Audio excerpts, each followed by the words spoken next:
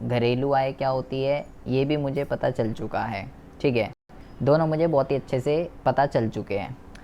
अब मेरे को ये पढ़ना है कि जो राष्ट्रीय आय जो होती है ना, देखिए बहुत ही ज़्यादा ध्यान से यहाँ पे लिखते हैं हम, ये जो राष्ट्रीय आय जो होती है इसकी जो हम गणना है ना वो दो तरीके से कर सकते हैं।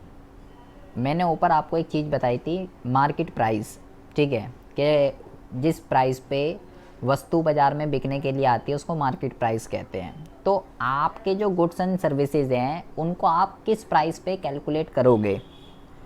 राष्ट्रीय आय को आप दो उस पे कैलकुलेट कर सकते हो।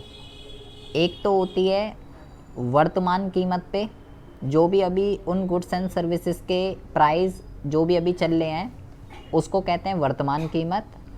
और एक जो होती है उसको कहते हैं स्थिर कीमत। एक होती है वर्तमान कीमत और एक होती है स्थिर कीमत।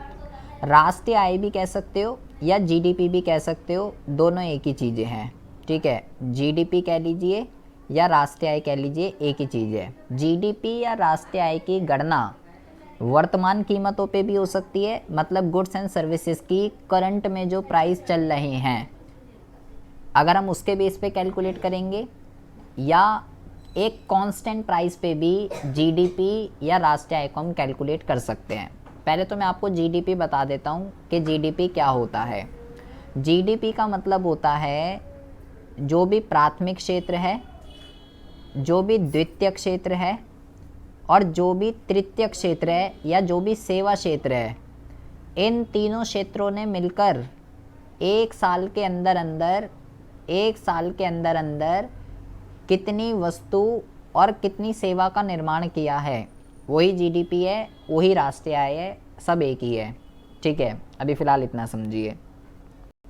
अच्छा जी, तो मैंने बोला इसकी कैलकुलेशन आप दो तरीके से कर सकते हो कि कितनी मॉनेटरी वैल्यू की, कितनी मौद्रिक मूल्य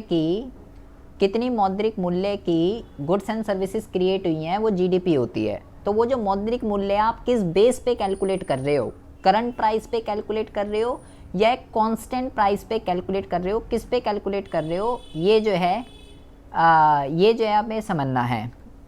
तो अगर हम राष्ट्रीय आय को या जीडीपी को इस पे करते हैं वर्तमान कीमत पे, तो उसको कहते हैं नॉमिनल जीडीपी। क्या कहते हैं? Nominal GDP. अब नॉमिनल जीडीपी कह लीजिए या इसको आप जो है नॉमिनल नेशनल इनकम कह लीजिए। नॉमिनल नेशनल इनकम ये एक ही बात है, ठीक है। और अगर हम इसकी कैलकुलेशन स्थिर कीमतों पर करते हैं एक कांस्टेंट प्राइस पे, तो उसको हम क्या कहते हैं? इसको कहते हैं रियल जीडीपी, या ये भी कह सकते हो इसको ये भी कह सकते हो real national income. Real national income. Hindi में अगर हम बात करें कि हिंदी में जो है इसको क्या कहते हैं, ठीक है, रियल को क्या कहते हैं? रियल को कहते हैं वास्तविक। रियल को क्या कहते हैं? रियल को कहते हैं वास्तविक। तो इसको कहते हैं वास्तविक जीडीपी। इसको क्या कहते हैं? इसको कहते हैं वास्तविक जीडीपी या वास्तविक राष्ट्रीय आय। वास्तविक राष्ट्रीय आय, ठीक है। और इसको क्या बोलेंगे? इसको बोलेंगे नॉमिनल जीडीपी को, इसको बोलेंगे मौद्रिक जीडीपी या मौद्रिक राष्ट्रीय आय। मौद्रिक राष्ट्रीय आय ये बोलेंगे, इसको दोनों एक ही चीज़ें हैं, ठीक है जी। अच्छा, तो अगर इसकी डेफिनेशन की बात करूं सबसे पहले कि भाई मौद्रिक जीडीपी क्या होती है, मौद्रिक जीडीपी क्या होती है या मौद्रिक राष्ट्रीय आय क्या होती है। एनआई लिख दिया मैंने, राष्ट्रीय आय, ठीक है, नेशनल इनकम। मैंने बोला जब आप जो भी गुड्स एंड सर्विसेज प्रोड्यूस हुए हैं उनकी अभी वर्तमान में क्या कीमत चल रही है, करंट के अभी प्राइस कितने हैं। अगर आप अपने गुड्स एंड सर्विसेज की वैल्यू करंट प्राइस पे कैलकुलेट करोगे तो उसको हम क्या कहते हैं, उसको हम कहते हैं मौद्रिक जीडीपी या मौद्रिक राष्ट्रीय आय। ठीक है, तो आप ये भी कह सकते हो कि जब वस्तुओं व सेवाओं का आंकलन, जब वस्तुओं व सेवाओं का आंकलन वर्तमान कीमतों पे या चालू कीमतों पे, कुछ भी लिख सकते हो, का आंकलन चालू कीमतों पर किया जाता है। ये लिख लीजिए, ये वाला वर्ड लिखा रहता है, चालू कीमतों पर किया जाता है, किया जाता है, तो उसे मौद्रिक जीडीपी कहते हैं, तो उसे मौद्रिक जीडीपी कहते हैं। ठीक है जी। अच्छा, दूसरी जो होती है वो होती है वास्तविक जीडीपी। इसमें क्या लिखेंगे, मैंने बोला जब आप चालू पे नहीं, एक कांस्टेंट प्राइस पे, एक स्थिर कीमत पे करते हैं, तो आप लिखेंगे जब जीडीपी का आंकलन, ये भी लिख सकते हो, या वस्तुओं और सेवाओं का आंकलन भी लिख सकते हो, जब जीडीपी का आंकलन स्थिर कीमतों पर किया जाता है, स्थिर कीमतों पर किया जाता है, तो उसे वास्तविक जीडीपी या वास्तविक राष्ट्रीय आय कहते हैं, वास्तविक जीडीपी कहते हैं। ये दोनों वर्ड बेटा एक एक नंबर में तो एग्ज़ाम में आई हुई हैं। ठीक है, एक एक नंबर में 1 मार्क्स में इन दोनों का मीनिंग कई बार एग्जाम में पूछा जाता है, अदरवाइज इस पे बड़ा ही डिफरेंस आता है। मौद्रिक जीडीपी और वास्तविक जीडीपी में अंतर बताइए, तो अंतर आप तभी लिख सकते हो जब आपको ये दोनों जीडीपी बहुत ही अच्छे से पता है। तो हम सबसे पहले बात करने जा रहे हैं मौद्रिक जीडीपी की। मौद्रिक जीडीपी जो है ये क्या होती है, अर्थ तो मैंने बता दिया। ठीक है, लेकिन इसको आपको एक बड़ा क्वेश्चन आता है सीधा, और डिफरेंस वगैरह सारी चीज़ें समझने के लिए आपको एक तालिका बनानी पड़ेगी। ठीक है, उस तालिका के अंदर हम लिखते हैं ईयर, साल लिख देंगे यहाँ पे। ठीक है, यहाँ पे हम लिख देते हैं ईयर, और यहाँ पे हम लिखते हैं क्या कहते हैं, वस्तु। ठीक है, और यहाँ पे हम लिखते हैं मात्रा या क्वांटिटी, और यहाँ पे हम लिखते हैं कीमत। एक टेबल आपको बनानी है इसको समझने के लिए, और यहाँ पे लिख देते हैं जीडीपी एट एमपी, ये लिख दीजिए। देखिए, क्वांटिटी को क्यू कहते हैं, कीमत को पी कहते हैं। ठीक है, मैंने बहुत ज़्यादा ध्यान से सुनेंगे, 2018-19 में क्या हुआ, एक अर्थव्यवस्था के अंदर केवल 2 ही वस्तु प्रोड्यूस हो रही थी। कौन कौन सी, एक तो गेहूं और एक चावल। कितनी प्रोड्यूस हो रही थी, 10 टन गेहूं हो रहा था, 5 टन चावल हो रहे थे, और इनकी कीमत मान लीजिए 1000 रुपये पर टन, और इसकी 500 रुपये पर टन थी। ठीक है, किलो नहीं, टन। अब मुझे को जीडीपी निकालनी है। जीडीपी का सूत्र होता है P इंटू में Q, प्राइस और क्वांटिटी दोनों को मल्टीप्लाई कर देनी है। कितना आएगा, 10,000, ये कितना आएगा 2500, तो टोटल कितना हो जाएगा, टोटल हो जाएगा 12,500। ठीक है, ये 12,500 क्या है, ये 12,500 2018-19 की, ये मेरी जीडीपी है 2018-19 की, कि 2018-19 में जो भी गुड्स एंड सर्विसेज प्रोड्यूस हो रहे हैं उनका मौद्रिक मूल्य इतने रुपए है। तो मैंने माना एक अर्थव्यवस्था के अंदर केवल 2 ही गुड्स प्रोड्यूस हो रहे थे, एक गेहूं और एक चावल। तो जितनी भी वस्तुएं प्रोड्यूस हो रही हैं 12,500 रुपये की प्रोड्यूस हो रही थी।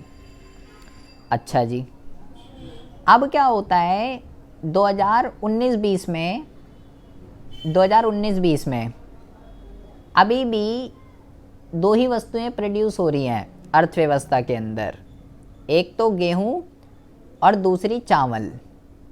ठीक है, कितनी प्रोड्यूस हो रही हैं? उतनी ही प्रोड्यूस हो रही हैं जितनी पहले प्रोड्यूस हो रही थी। कोई भी इंक्रीमेंट देखने के लिए नहीं मिली है प्रोडक्शन के अंदर। पहले जितनी हो रही थी अब भी उतनी ही हो रही है। लेकिन जो ये गेहूं पहले 1000 रुपये पर टन था ना पिछले साल, इसके थोड़े प्राइस बढ़ गए इस साल, अब ये 1200 रुपये पर टन है। और जो चीज़ पहले 500 रुपये पर टन थी, इसके भी थोड़े पैसे बढ़ गए, ये अब 700 रुपये पर टन है। तो अगर मैं अब निकालना चाहूँ तो कितना आएगा?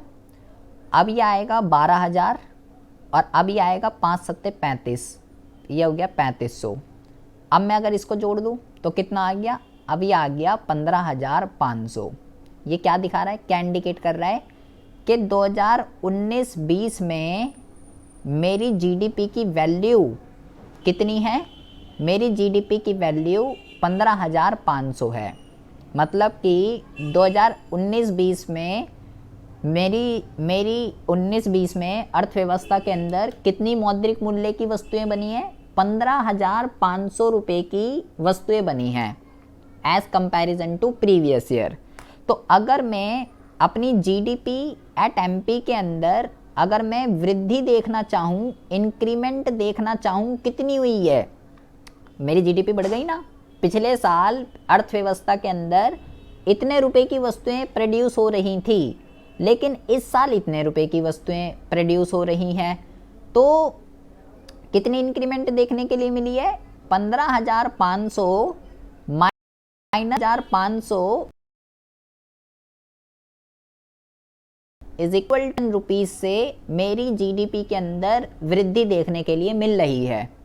तो ये तो अच्छी बात है, मतलब भाई जीडीपी बढ़ना तो अच्छी बात होती है ना। तो ये तो जीडीपी बढ़ गई, क्या ये अच्छी बात है या नहीं, ये मेरे को देखना है। ये जो मेरी जीडीपी 3,000 रुपये से बढ़ी है, ये क्यों बढ़ी है? इसका रीज़न क्या है, कारण क्या है इसका कारण? ये जीडीपी पिछले साल जो 12,500 थी, इस साल जो है 15,500 हो गई, 3,000 से बढ़ गई। इसका रीज़न क्या है? तो जब मैंने इस तालिका को ध्यान से देखा, इसी तालिका को मैं ध्यान से देख रहा हूँ, ठीक है। जब मैंने इस तालिका को ध्यान से देखा तो मेरे को इस तालिका को देख के ये समझ में आ रहा है, यार पहले भी गेहूँ 10 टन प्रोड्यूस हो रहा था, अब भी 10 टन प्रोड्यूस हो रहा है। पहले भी चावल 5 टन प्रोड्यूस हो रहे थे, अब भी 5 टन प्रोड्यूस हो रहे हैं। अर्थव्यवस्था के अंदर उत्पादन में कोई वृद्धि नहीं हो रही है। दो वस्तुएं प्रोड्यूस हो रही थी और पहली जितनी क्वांटिटी में प्रोड्यूस हो रही थी, अब भी उतनी क्वांटिटी में प्रोड्यूस हो रही है। उल्टा यहाँ पे मेरे को क्या देखने के मिल रहा है कि जो चीज़ पहले इतने रुपए की आती थी, अब वो इतने रुपए की आ रही हैं। मतलब महंगाई को शो कर रहा है, कीमतों में वृद्धि हो रही है, इन्फ्लेशन को शो कर रहा है। यहाँ पे जो चीज़ पहले 1,000 रुपये पर टन की थी वो 1,200 रुपये, अब जो 500 थी वो अब 700 है। यही देखने के लिए मिलता है रियल लाइफ में। भाई कोई चीज़ पिछले साल के अमाउंट को चोर होते हैं, इस साल के अमाउंट को चोर होते हैं। हर साल प्राइस कुछ ना कुछ बढ़ते रहते हैं ड्यू टू इन्फ्लेशन।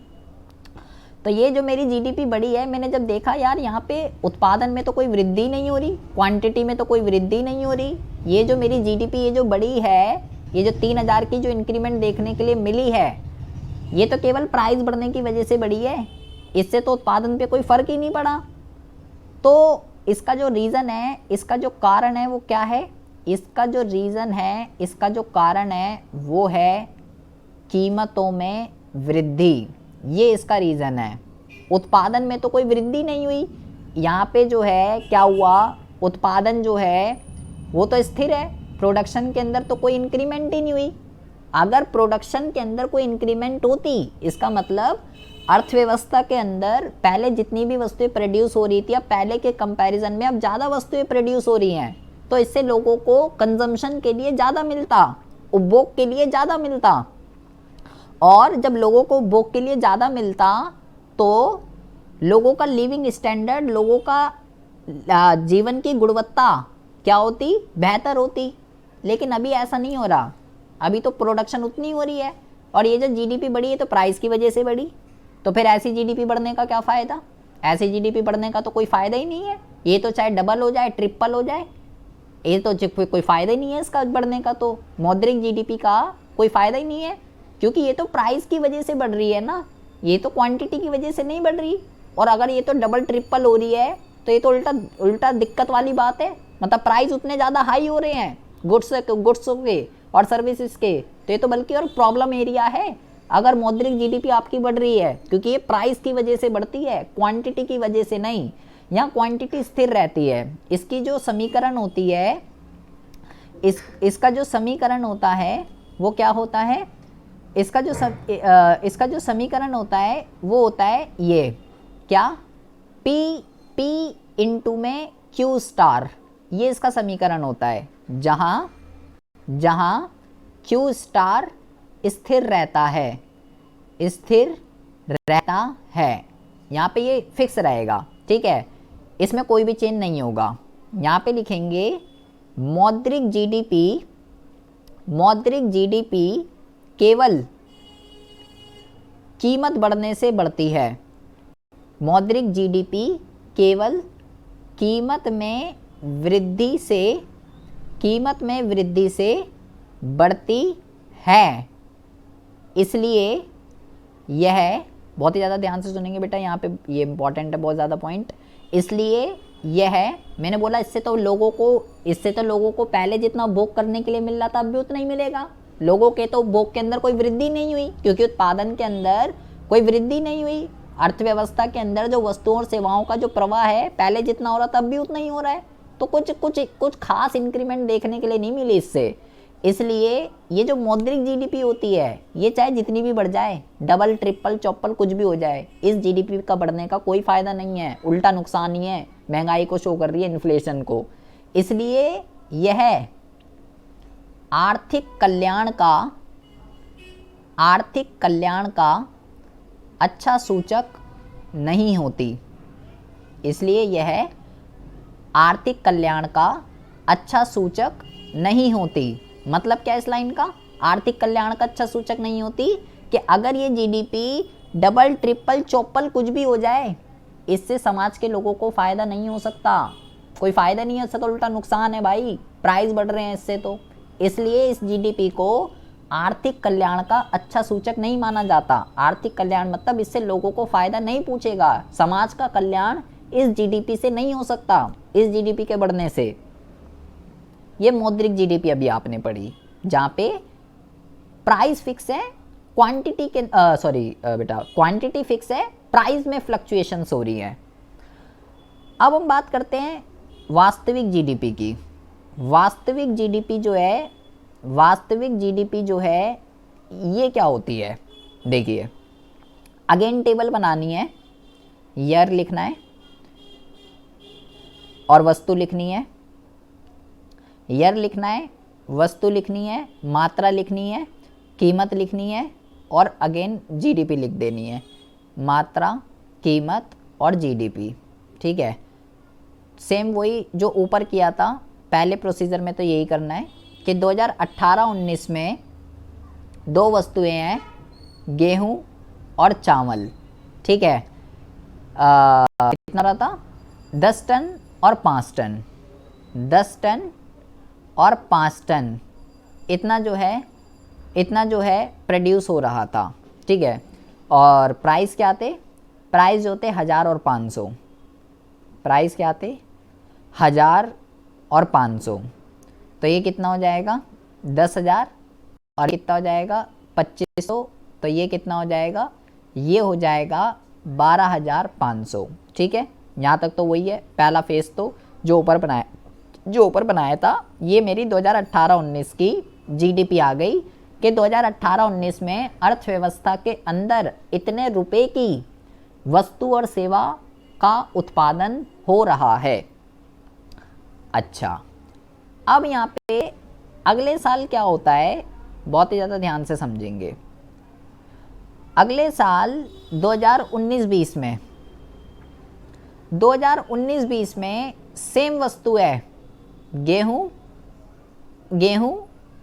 एंड चावल, ठीक है, सेम वस्तु है गेहूं और चावल, बट मैंने आपको बोला ऊपर वास्तविक जीडीपी कौन सी होती है या वास्तविक राष्ट्रीय आय कौन सी होती है, जब जीडीपी का आंकलन स्थिर कीमतों पर करते हैं। So what is fix price, constant price क्या होते हैं। देखिए यहाँ पे क्या होता है, यहाँ जो कीमत होगी ना, यहाँ पे कोई चेंज नहीं होगा, कीमत वही रहेगी जिस प्राइस पे मैंने पिछले साल चार्ज किया था। यहाँ पे ये जो स्थिर जो कीमत होती है ना, स्थिर कीमत, ये स्थिर कीमत जो है ये क्या होती है, ये आपको ज़रा समझना है।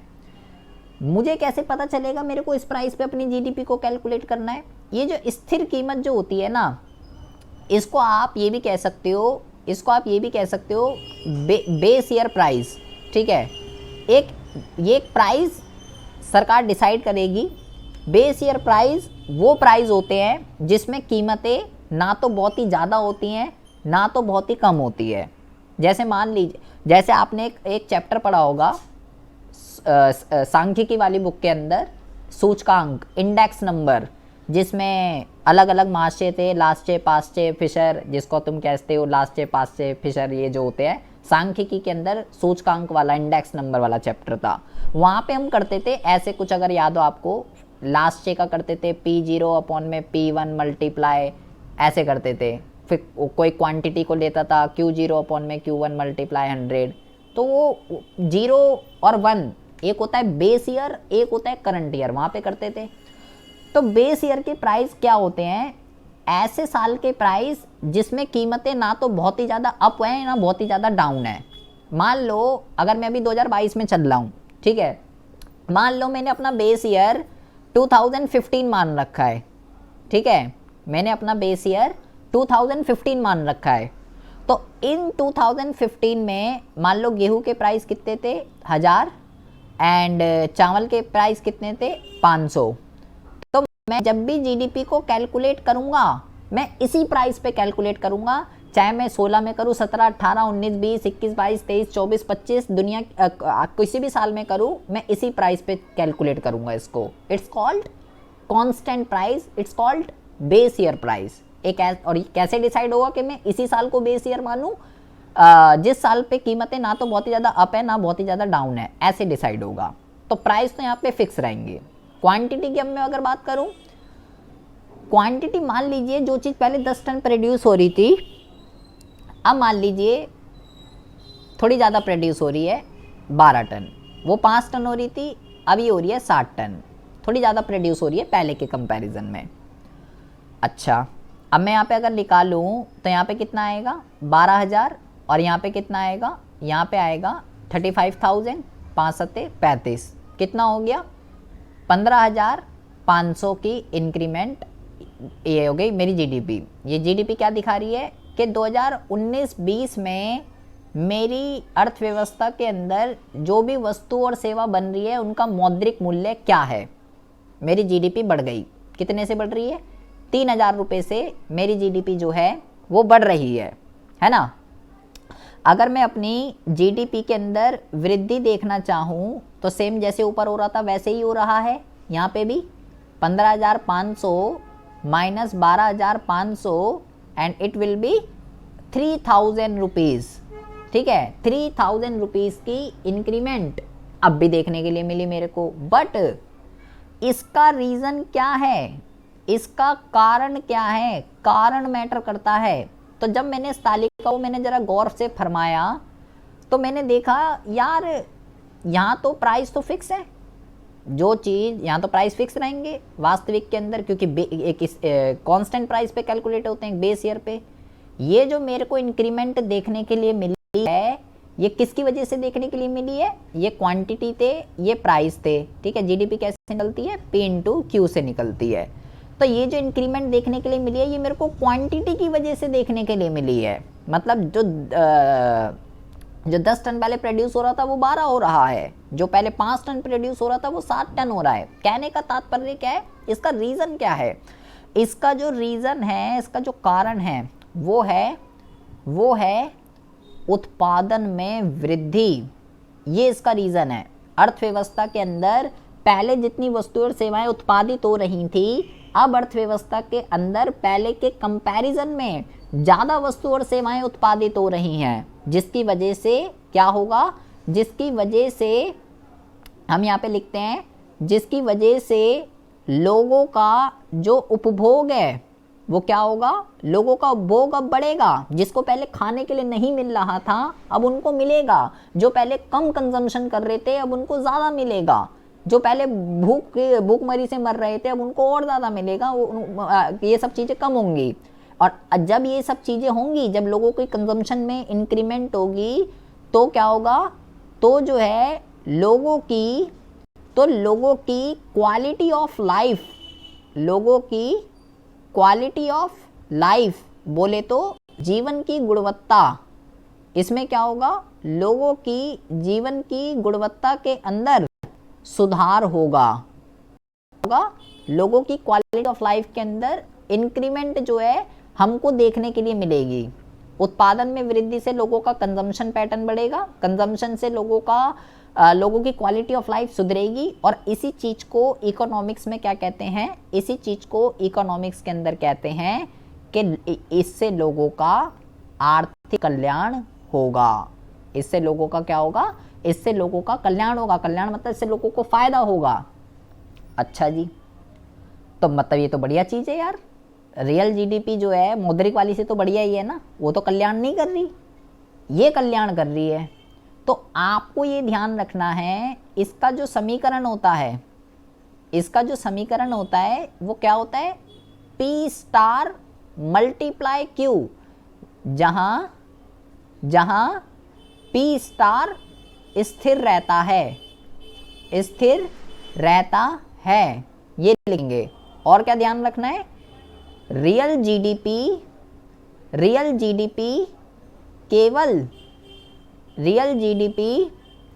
केवल तब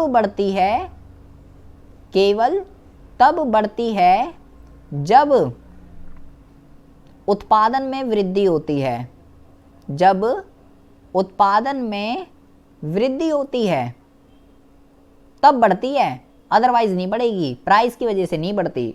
जब उत्पादन में वृद्धि होती है तब बढ़ती है। इसलिए इसे आर्थिक कल्याण का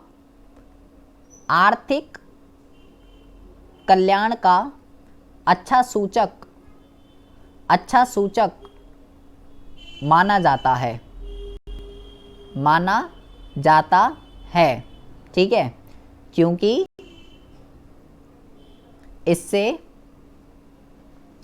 लोगों की जीवन की गुणवत्ता में सुधार होता है, क्योंकि इससे लोगों की जीवन की गुणवत्ता, क्वालिटी ऑफ लाइफ में सुधार होता है, ये आपको ध्यान रखना है। अच्छा जी, it means when real GDP increase, welfare increase, कल्याण लोगों का बढ़ेगा। अब भाई रियल जीडीपी बढ़ने का क्या मतलब है, तो कल्याण बढ़ेगा। और जब रियल जीडीपी घटेगी तो कल्याण घटेगा लोगों का। मतलब क्या है भाई, रियल जीडीपी कब बढ़ेगी, जब अर्थव्यवस्था के अंदर वस्तु और सेवा का उत्पादन बढ़ेगा तो बढ़ेगी, है ना। और जब मैंने बोला जब अर्थव्यवस्था के अंदर वस्तु और सेवा का उत्पादन बढ़ेगा तो लोगों का कल्याण में वृद्धि होगी, क्योंकि लोगों का कंजम्पशन के अंदर वृद्धि होगी। और जब लोगों की कंजम्पशन के अंदर वृद्धि होगी तो इससे लोगों की क्वालिटी ऑफ लाइफ सुधरेगी, और जब लोगों की क्वालिटी ऑफ लाइफ सुधरेगी तो वेलफेयर होता है अर्थव्यवस्था के अंदर। मतलब कि रियल जीडीपी और कल्याण में सीधा संबंध है। जितनी ज़्यादा रियल जीडीपी उतना ज़्यादा लोगों का कल्याण, जितनी कम रियल जीडीपी इतना कम लोगों का कल्याण। अगर ये डबल ट्रिपल हो रही है तो अच्छी बात है, अगर ये डबल ट्रिपल हो रही है तो अच्छी बात है, लेकिन अगर मौद्रिक हो रही है तो बेकार है, मौद्रिक का तो कोई फ़ायदा ही नहीं है। तो आपको ये ध्यान रखना है, जब भी हम केवल जीडीपी बोलते हैं ना, केवल जीडीपी, तो हम किसकी बात करते हैं, हम रियल की ही बात करते हैं, नॉमिनल की बात नहीं करते। नॉमिनल की कोई इंपॉर्टेंस नहीं होती है, केवल रियल की इम्पोर्टेंस होती है। इसलिए जो भी सरकार होती है वो अपनी रियल जीडीपी को बढ़ाना चाहती है, ना कि नॉमिनल को। ठीक है, ये ध्यान रखना आप। जब हम कहते हैं भाई हमारी जीडीपी गिर गई, हमारा ये हो गया, हमारा वो हो गया, तो कौन सी जीडीपी की बात करते हैं हम बात करते हैं रियल की, नॉमिनल की नहीं। और यहाँ लिख देते हैं नोट, क्या, कि जो मौद्रिक जीडीपी जो होती है ना, मौद्रिक जीडीपी हमेशा वास्तविक जीडीपी से ज़्यादा रहती है, हमेशा वास्तविक जीडीपी से ज़्यादा होती है। क्यों होती है ज़्यादा? क्योंकि मैं ये कह रहा हूँ कि नॉमिनल जीडीपी जो है ना, नॉमिनल जीडीपी जो है हमेशा ग्रेटर देन रहेगी रियल जीडीपी से, क्योंकि इसके अंदर इन्फ्लेशन रहती है। ये तो प्राइस तो बढ़ते रहेंगे, ये तो इसमें इन्फ्लेशन रहती है, इसमें क्या होगा, इसमें तो प्राइस, इसमें जो कीमतें हैं वो क्या होती है, इसमें तो कीमत स्थिर रहती है, यहाँ तो कुछ होता ही नहीं। इस वजह से नॉमिनल जीडीपी हमेशा बड़ी रहेगी रियल जीडीपी से। इतना आपको जो है ध्यान रखना है। मतलब ये जो पॉइंट निकल के आया है, ये कंक्लूजन है हमारा। इसलिए कोई भी सरकार, जब हम जीडीपी बोलते हैं सर हमारी जीडीपी बढ़ेगी घटेगी, तो हम रियल की बात करते हैं, नॉमिनल की नहीं। तो कोई भी सरकार का उद्देश्य अपनी रियल जीडीपी को बढ़ाना आता है, बिकॉज लोगों का लिविंग स्टैंडर्ड बेटर से बेटर हो, लोगों के कल्याण में वृद्धि हो। इतनी बकवास करके आप इसमें बहुत ही अच्छे से अंतर लिख सकते हो। और ये कंक्लूजन जो निकला, इस पे हमें अभी आगे बात करनी है, इस पे 4th पॉइंट पे। ठीक है, सबसे पहले तो आपको इतनी बात जो है वो बहुत ही अच्छे से समझ में आ जानी चाहिए। वो एक बार से समझिए कि जो जीडीपी या जो राष्ट्रीय आय होती है ना, इसका हम आंकलन 2 तरीके से कर सकते हैं। एक होता है वर्तमान कीमतों पर और एक होता है स्थिर कीमतों पर। क्या होती हैं वर्तमान कीमतें, क्या होती है स्थिर कीमतें, ये पहले आपको ज़रा समझना है। वर्तमान कीमतों का मतलब होता है अभी करंट में गुड्स और सर्विसेज के जो प्राइस चल रहे हैं उसको कहते हैं वर्तमान कीमत। और अगर हम किसी बेस ईयर के प्राइस पे, किसी एक फिक्स प्राइस पे गुड्स और सर्विसेज की कैलकुलेशन करते हैं तो वो होती है स्थिर कीमत। अगर हम वर्तमान कीमतों पर कर रहे हैं तो उसको हम मौद्रिक जीडीपी या मौद्रिक राष्ट्रीय आय बोलेंगे। अगर हम स्थिर कीमतों पर कर रहे हैं तो इसको हम वास्तविक जीडीपी या वास्तविक राष्ट्रीय आय बोलते हैं। दोनों के अर्थ मैंने यहाँ पे लिख दिए कि जब जीडीपी का आंकलन चालू कीमतों पर किया जाता है तो भाई वो मौद्रिक जीडीपी कहलाती है, और जब जीडीपी का आंकलन स्थिर कीमतों पर किया जाता है तो उसको वास्तविक जीडीपी कहते हैं। यही चीज़ मैंने यहाँ पे टेबल से समझाई है कि 2018-19 में एक अर्थव्यवस्था में 2 वस्तु बन रही थी, गेहूँ और चावल, 10 टन और 5 टन बन रहे थे जिनकी कीमत ये थी। तो जीडीपी निकालने के लिए 10 इंटू में 1000, 5 इंटू में 500, ये आ गया 12,500। इट मीन्स 2018-19 में एक अर्थव्यवस्था के अंदर 12,500 रुपये की वस्तु और सेवा बन रही है। उन वस्तुओं और सेवाओं का जो मौद्रिक मूल्य है वो 12,500 है। अगले साल क्या होता है, सेम वस्तु है, सेम जितनी पहले प्रोड्यूस हो रही थी अब भी उतनी प्रोड्यूस हो रही है, बट वो जो 1000 की थी अब ये 1200 की है, वो जो 500 की थी अब 700 की है। इनकी कीमतों में वृद्धि देखने के लिए मिली है, जिसकी वजह से जब मैंने इसको मल्टीप्लाई करा तो ये आया 12,000, ये आया 3,500, तो ये हो गया 15,500। इट मीन्स नेक्स्ट ईयर यानी कि 2019-20 में अर्थव्यवस्था के अंदर 15,500 रुपये की वस्तु बन रही है, इनका मौद्रिक मूल्य इतना है, जबकि पहले कितना था 12,500। 3,000 रुपये से मेरे को वृद्धि देखने के लिए मिल रही है। लेकिन ये वृद्धि क्यों हुई? ये वृद्धि क्वांटिटी तो जितनी प्रोड्यूस हो रही है उतनी ही है, ये वृद्धि केवल कीमत बढ़ने की वजह से हुई है। कीमतों में वृद्धि की वजह से ये जीडीपी बढ़ी है, उत्पादन यहाँ पे स्थिर है। इसलिए इस जीडीपी का जो समीकरण होता है वो होता है आपका P इंटू में Q स्टार। मतलब Q स्टार यहाँ पे जो है वो कांस्टेंट रहेगा, फिक्स रहेगा। केवल जब प्राइस बदलेंगे तो ही ये जीडीपी बदलेगी। मौद्रिक जीडीपी केवल कीमत में वृद्धि से बढ़ती है, तो इससे तो कोई फ़ायदा ही नहीं हुआ। अब जब कीमत बढ़ने की वजह से बढ़ रही है, उत्पादन में कोई वृद्धि नहीं हुई, पहले जितनी वस्तु बन रही थी अब भी उतनी वस्तु बन रही है, तो इसलिए ये जीडीपी चाहे डबल हो जाए चाहे ट्रिपल हो जाए कोई भी फ़ायदा नहीं है। ये जीडीपी आर्थिक कल्याण का अच्छा सूचक नहीं होती, क्योंकि इससे लोगों को कोई भी फ़ायदा नहीं हुआ। लेकिन अगर हम वही बात करें वास्तविक की, पहला वो ऐसे ही बनाएंगे, लेकिन दूसरे बारी में यहाँ पे प्राइस फिक्स रहते हैं, क्योंकि यहाँ स्थिर कीमतों पे आंकलन किया जाता है, क्वांटिटी में वृद्धि देखने के लिए मिल रही है। तो सेम यहाँ पे वृद्धि हुई 3000 की, लेकिन अब की बार जो रीज़न है 3000 में वृद्धि का, वो कीमत नहीं है, वो उत्पादन है। अगर उत्पादन में वृद्धि होगी तो लोगों के उपभोग में वृद्धि होगी। अगर लोगों को पहले के कंपैरिजन में ज़्यादा कंजम्पशन के लिए मिलेगा तो इससे लोगों की क्वालिटी ऑफ लाइफ में इंक्रीमेंट देखने के लिए मिलेगी, जिससे लोगों का कल्याण होगा। इसकी जो समीकरण होती है वो होती है P स्टार मल्टीप्लाई Q। कीमतें स्थिर रहती हैं, क्वांटिटी में चेंज आता है। रियल जीडीपी केवल तब बढ़ती है जब उत्पादन में वृद्धि होती है, और जब उत्पादन में वृद्धि होती है तो लोगों को भोग के लिए ज़्यादा मिलता है, लोगों का लिविंग स्टैंडर्ड बेटर से बेटर होता है, इसलिए इसको आर्थिक कल्याण का अच्छा सूचक माना जाता है। मतलब कि डायरेक्ट रिलेशन है रियल जीडीपी और कल्याण में। जितनी ज़्यादा रियल जीडीपी, फिक्स प्राइस कहते हैं कृष्णा, रियल जीडीपी अगर बढ़ेगी तो वेलफेयर बढ़ेगा, रियल जीडीपी अगर घटेगी तो वेलफेयर घटेगा, लोगों को कम फ़ायदा होगा। ये कंक्लूज़न निकला था इसका, और मैंने बोला मौद्रिक जीडीपी हमेशा ज़्यादा रहती है वास्तविक से। तो ये जो कंक्लूज़न निकला है, अब इसी के रिगार्डिंग हमें ज़रा आगे बात करनी है, बहुत ही ज़्यादा ध्यान से समझेंगे, बहुत ही ज़्यादा ध्यान से। मुद्दे का जो नाम है इसको कहते हैं जीडीपी की सीमाएं। अब मैं केवल जीडीपी बोल रहा हूँ, ठीक है, तो मेरा मतलब रियल से ही है, या लो मैं लिख ही देता हूँ, रियल जीडीपी की सीमाएं, ये कहते हैं इसको, ठीक है, या जीडीपी की सीमाएं या रियल जीडीपी की सीमाएं एक ही चीज़ है।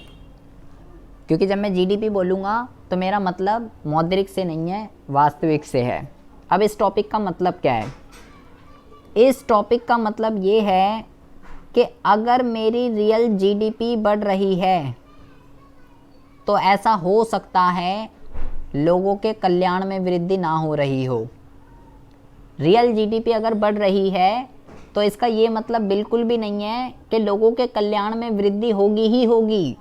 ये इस टॉपिक का मतलब है। अभी ऊपर कंक्लूजन क्या निकला था कि भाई अगर ये बढ़ेगी तो कल्याण में वृद्धि होगी, अगर ये घटेगी तो कल्याण में कमी होगी। ये कंक्लूजन निकला, निष्कर्ष निकला था। लेकिन अब मैं आपको 4 ऐसे पॉइंट बताने जा रहा हूँ जिसमें रियल जीडीपी बढ़ेगी लेकिन लोगों के कल्याण में वृद्धि नहीं होगी। जैसे कि सबसे पहला हम यहाँ पे पॉइंट लिखते हैं, वस्तु की रचना। ये सबसे पहला पॉइंट लिखते हैं, ठीक है।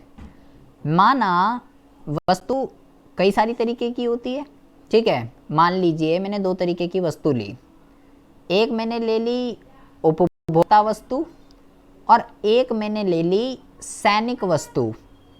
क्या ले ली? सैनिक वस्तु। आप बोलोगे जी सैनिक वस्तु कौन सी होती है? सैनिक वस्तु का मतलब हो गया लाइक गोला, बम, बारूद, ये वाली चीज़ें, गोला, बम, बारूद, ठीक है, जो लड़ाई झगड़े में काम आती है, तोप वगैरह, वो वाली।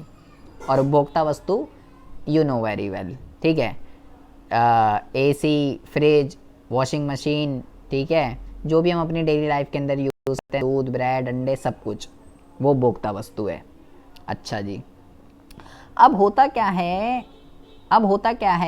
2018-19 में, बहुत ही ज़्यादा ध्यान से सुनेंगे बेटा, उपभोक्ता वस्तु बन रही थी 5 लाख की, मौद्रिक वस्तु बन रही थी 3 लाख की। मेरा आंसर कितना आएगा? 8 लाख। मतलब कि मेरी जो रियल जीडीपी है वो कितनी है? 8 लाख रुपए है, जब उपभोक्ता वस्तु इतनी प्रोड्यूस हो रही थी और सैनिक वस्तु इतनी प्रोड्यूस हो रही थी। ये भी तो वस्तु है ना, तो अर्थव्यवस्था के अंदर ही तो बनेगी, और कहाँ पे बनेगी, ठीक है। तो यहाँ पे जो है बहुत ही ज़्यादा ध्यान से सुनेंगे। अब होता क्या है 2019-20 में, अगले साल उपभोक्ता वस्तु तो 5 लाख की है, लेकिन देश के अंदर, अर्थव्यवस्था के अंदर सिचुएशन ऐसी है जिसकी वजह से हमें वॉर गुड्स की ज़्यादा ज़रूरत पड़ रही है, गोला बम बारूद तोप वगैरह इन सब की ज़्यादा ज़रूरत पड़ रही है। तो इसकी जो प्रोडक्शन हो रही है, मान लीजिए 10 लाख की हो रही है, पहले 3 की हो रही थी, अब 10 की हो रही है, तो क्या हुआ, 15 लाख हो गया। ये तो मतलब मेरी रियल जीडीपी बढ़ गई। मेरी रियल जीडीपी क्या हो गई, बढ़ गई। कितने से बढ़ गई मेरी जीडीपी, 8 से 15 लाख की हो गई। 7 लाख की इंक्रीमेंट हो गई मेरी रियल जीडीपी के अंदर, 7 लाख की वृद्धि। बट ये भी वस्तु वस्तु की वजह से बढ़ी।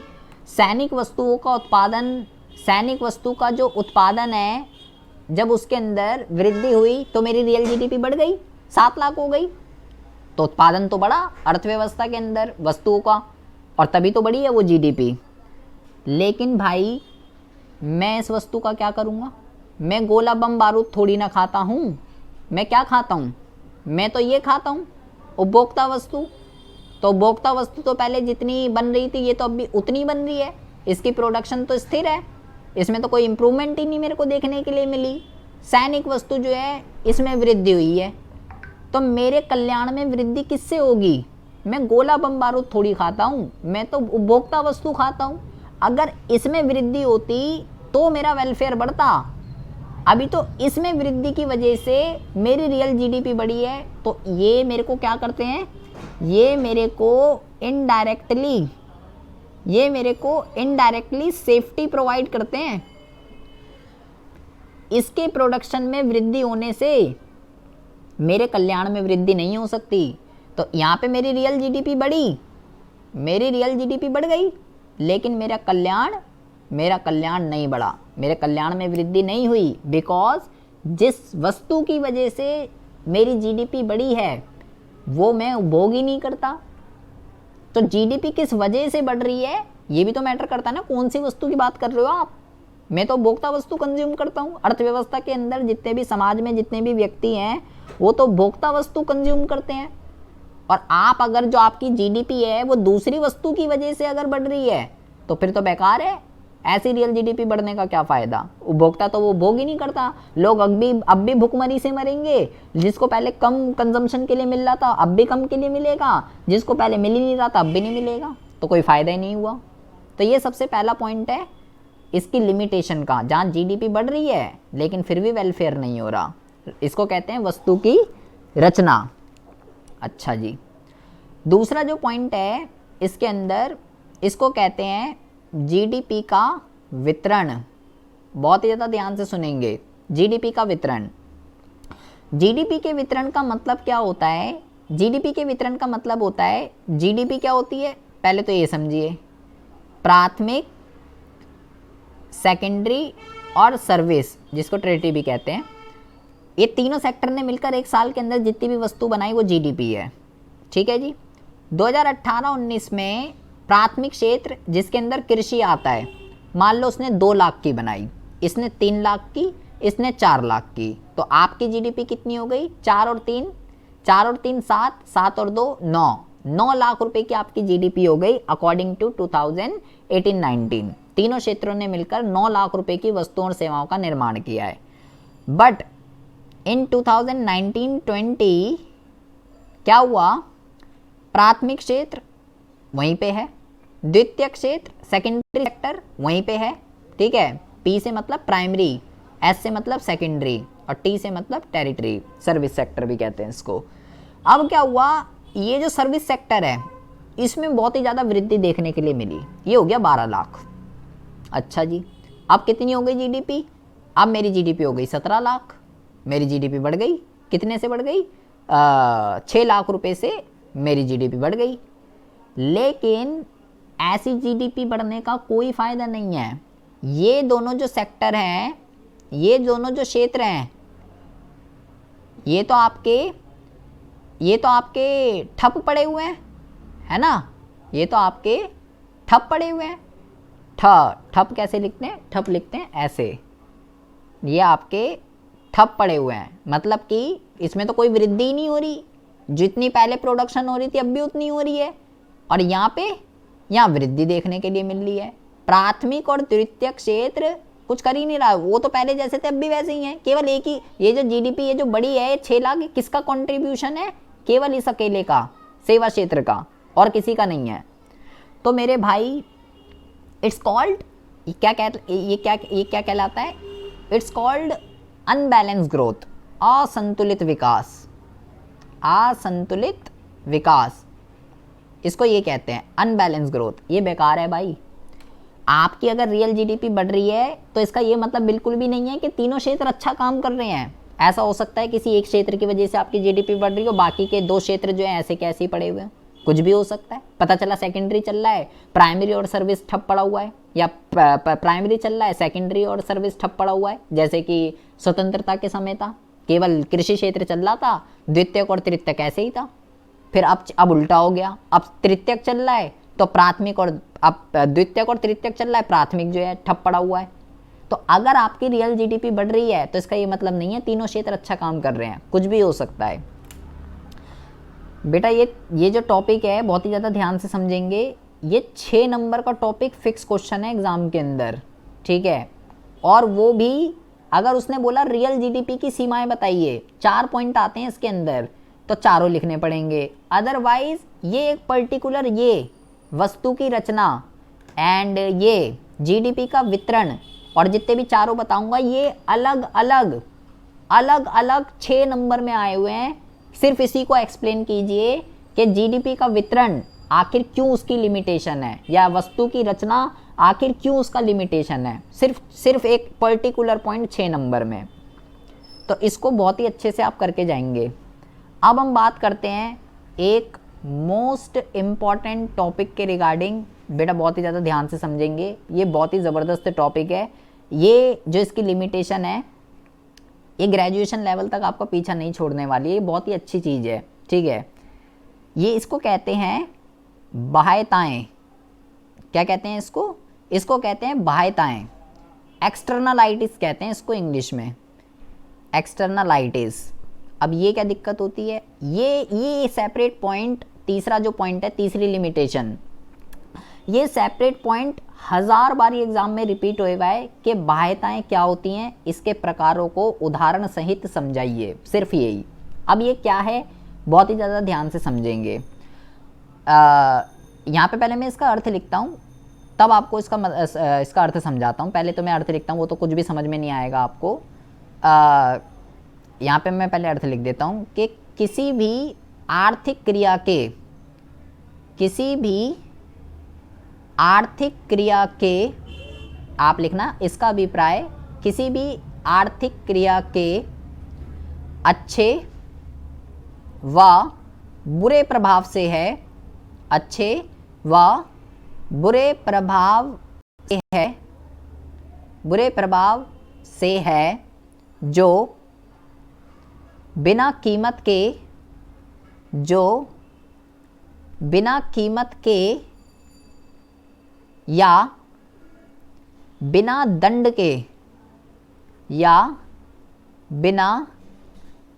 के की जाती है। अब आप क्या हो गए जी, ये क्या फलाना लिख दिया आपने, ये क्या परेशानी है? तो बहुत ही ज़्यादा ध्यान से समझेंगे बेटा ये क्या कहना चाह रहा है। देखिए बहुत ही एग्जाम्पल से ये आपको समझ में आएगा, अदरवाइज कुछ भी समझ में नहीं आने वाला। सिर्फ 10 मिनट का कॉन्सेप्ट है, इसको समझ लेंगे बहुत ही ज़्यादा ध्यान से। और एग्जाम्पल इसमें लिखने के लिए आता है एग्जाम में कि विद एग्जाम्पल समझाइए। देखिए ये पहले तो इसके अर्थ को समझिए, इसके अर्थ का क्या मतलब है। इसके अर्थ का ये मतलब है बेटा, एक ए व्यक्ति है, ठीक है, और एक बेटा बी व्यक्ति है, ठीक है। एक ए व्यक्ति है और एक बी व्यक्ति है। ये दोनों व्यक्ति क्या कर रहे हैं? यहाँ पे बेटा एक वर्ड यूज हुआ है, कह रहा है आर्थिक क्रिया। आर्थिक क्रिया का मतलब क्या होता है?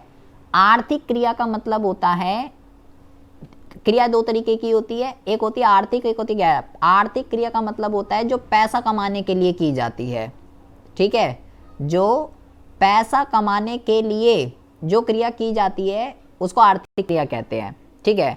तो एक ए व्यक्ति एक बी व्यक्ति आपस में आर्थिक क्रिया कर रहे थे, आपस में आर्थिक क्रिया जो है कर रहे थे, ठीक, मतलब कि आपस में दोनों कोई भी ऐसा काम कर रहे हैं, कोई भी ऐसा लेन देन कर रहे हैं जिसका ऑब्जेक्ट क्या है, जिसका ऑब्जेक्ट जो है पैसा कमाना है।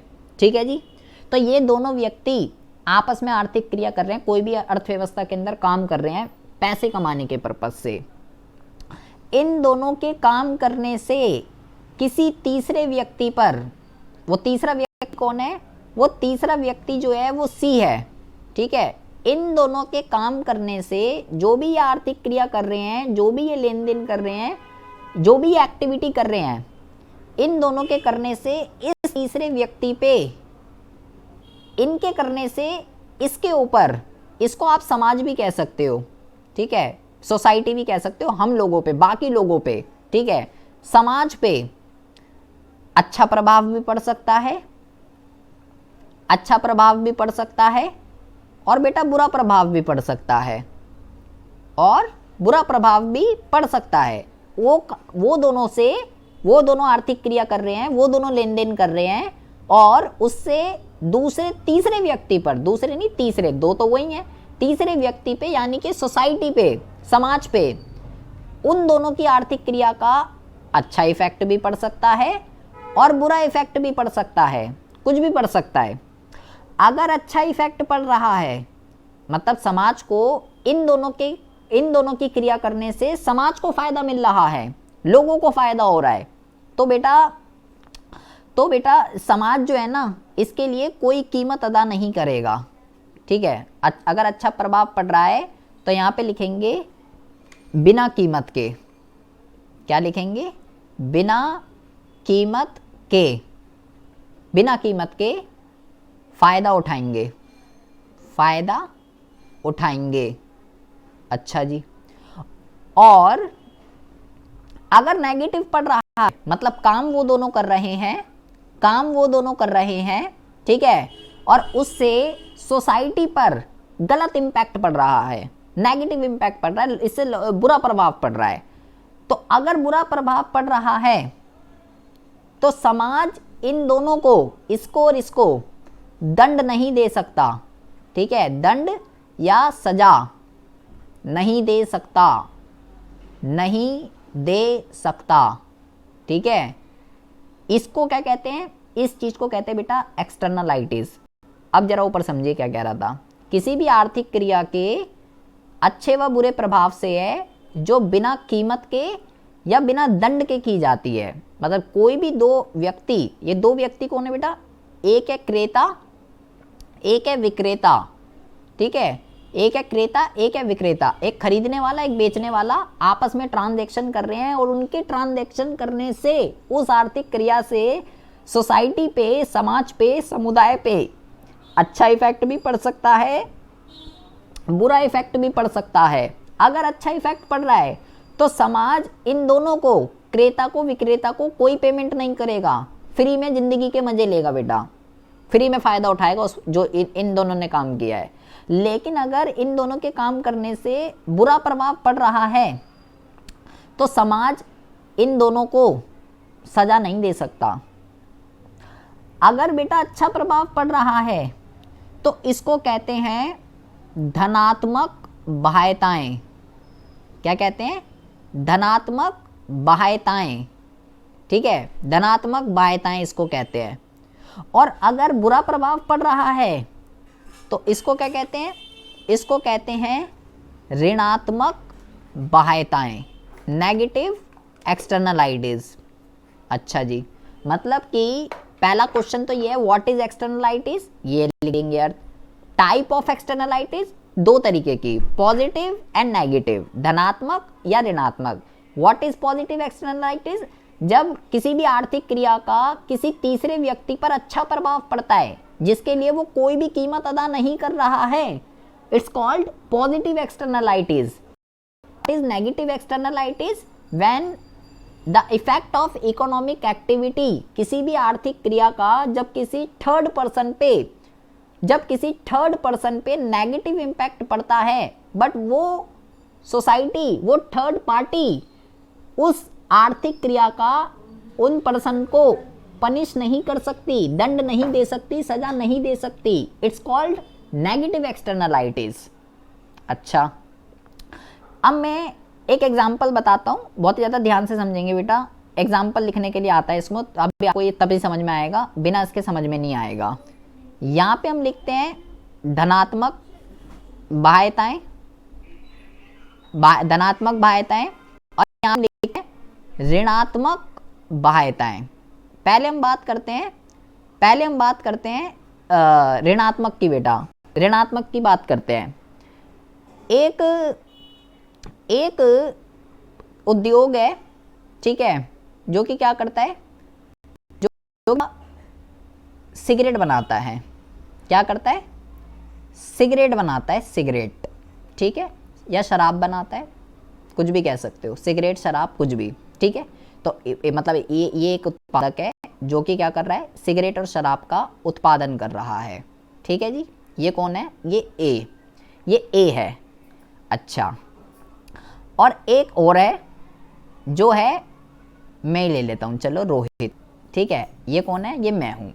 ये इसको मैं बना देता हूँ, इसको मैं कृष्णा बना देता हूँ, ठीक है यहाँ पे कृष्णा, हाँ कृष्णा है यहाँ पे, इसको मैं कृष्णा बना देता हूँ, ठीक है। ये कृष्णा है, कृष्णा बना रहा है, ये उत्पादन है, ये उत्पादक है, और मैं उपभोक्ता हूँ, ठीक है। मैं उपभोक्ता हूँ, ठीक है। मैं जो है, मैं क्रेता हूँ और वो विक्रेता है, ठीक है जी। अब क्या होता है, ये सिगरेट बना रहा है और मैं क्या कर रहा हूँ, मैं वो सिगरेट को पी रहा हूँ, ठीक है जी।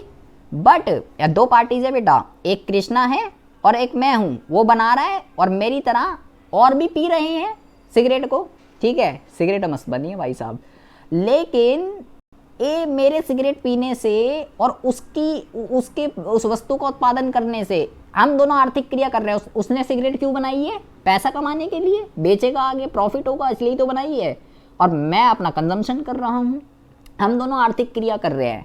लेकिन इसका जो इफेक्ट है समाज पे, लाइक मुस्कान है, ठीक है, दिल खुश है, किरण है, और सब पे, समाज पे, पूरे समुदाय पे इनको दिक्कत हो रही है। धुएं से एलर्जी होती है ना, जब ये पीते हैं लोग, इससे लोगों को दिक्कत होती है, सांस लेने में दिक्कत होती है, ठीक है, और सांस लेने में दिक्कत होती है। पीता कोई और है, कैंसर किसी और को हो रहा है, अस्पताल के धक्के कोई और खा रहा है, आजकल उसको कैंसर हो रहा है जिनने आज तक माचिस की तीली नहीं जलाई है। ऐसे ऐसी चीज़ें हो रही है आजकल। जो पी रहा है, जो गुटखा खा रहा है, उसे कुछ हो ही नहीं रहा।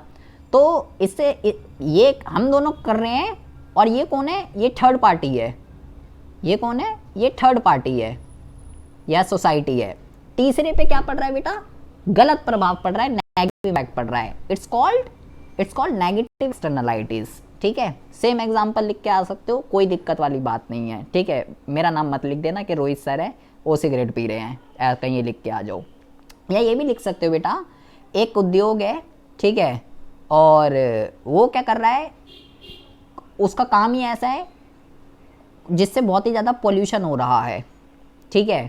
जितना भी वेस्टेज है सारा नदियों में फेंक देता है, सारा का सारा कूड़ा करकट जितना भी है सब नदी में फेंक देता है। वायु प्रदूषण, जल प्रदूषण, और जो मशीनें हैं ध्वनि प्रदूषण, तीनों कर रहा है। तो ये भी लिख सकते हो, ऐसा भी। ये उत्पादन कर वस्तुएं बेचने के पर्पज से उपभोक्ता खरीदेगा, लेकिन इसका नुकसान किसको भुगतना पड़ेगा? समाज को भुगतना पड़ेगा। वायु प्रदूषण, जल प्रदूषण, ध्वनि प्रदूषण, सबसे इंसान को दिक्कत होती है। तो ये हो गया नेगेटिव एक्सटर्नलाइटीज। बस दो बंदे आर्थिक क्रिया कर रहे हैं, नेगेटिव इंपैक्ट किसी उस पे पड़ रहा है। अच्छा, अब आ जाइए इधर पॉजिटिव पे। पॉजिटिव में क्या है, एक मैं हूं, ठीक है, और एक जो है एक है केशव, एक केशव है, ठीक है। ये मेरा बगीचा है और जस्ट इसके बगल में अटैच है केशव का बगीचा, ठीक है। ये मेरा है और ये केशव का है। दोनों बगीचे ऐसे ही अटैच होते हैं, खेत ऐसे ही अटैच होते हैं गाँव में, अगर आपने देखा हो। बस बीच में ऐसे होती है लाइन सी कि भाई यहाँ तक की ये इधर की ज़मीन तेरी, इधर की ज़मीन मेरी। कोई ऐसा तो नहीं बहुत बड़ी दीवार खींची रहती है, ऐसा तो कुछ नहीं होता। तो अब होता क्या है, मैंने जो है मैंने क्या करा, मैंने एक माली रखा, ठीक है, मैंने एक माली रखा 10,000 रुपये की सैलरी पे कि भाई तू ना मेरे बगीचे में फ्लावर लगा दियो, ठीक है जी, और पानी वगैरह डाल दियो, सब काम कर दियो, मैं तेरे को 10,000 रुपये दूंगा। हम दोनों आर्थिक क्रिया कर रहे हैं, पैसा कमाने के उद्देश्य से ये बंदा काम कर रहा है, हम दोनों आर्थिक क्रिया कर रहे हैं, ठीक है, एक मैं हूँ एक ये है। जब ये बंदा मेरे खेत में पानी डाल रहा है, हम दोनों के खेत अटैच हैं, तो इसके खेत में भी पानी आने लग गया। जब इसने मेरे खेत के अंदर फ्लावर्स लगाए तो दूर से देखने पे इसका खेत भी अच्छा लगने लग गया। भाई दूर से ये थोड़ी ना पता चलेगा कि रोहित के खेत में फ्लावर हैं या केशव के हैं, दूर से बस फ्लावर लगे हुए हैं वहाँ पे, अच्छा लग रहा है, पास जाके तो पता चलेगा, पानी भी मिल रहा है, इसका भी खेत अच्छा लगने लग गया। लेकिन ये जो बंदा है, मतलब आर्थिक क्रिया हम दोनों कर रहे हैं और इस बंदे पे इसका क्या पड़ रहा है, अच्छा प्रभाव पड़ रहा है। क्या पड़ रहा है, अच्छा प्रभाव पड़ रहा है इस बंदे पे हम दोनों की आर्थिक क्रिया करने से। तो लेकिन ये जो बंदा है, पैसे कौन दे रहा है इसको, 10,000 रुपये मैं दे रहा हूँ इसको, ये नहीं देगा। तो ये जो अच्छा प्रभाव पड़ रहा है, ये इसका फायदा बिना कीमत अदा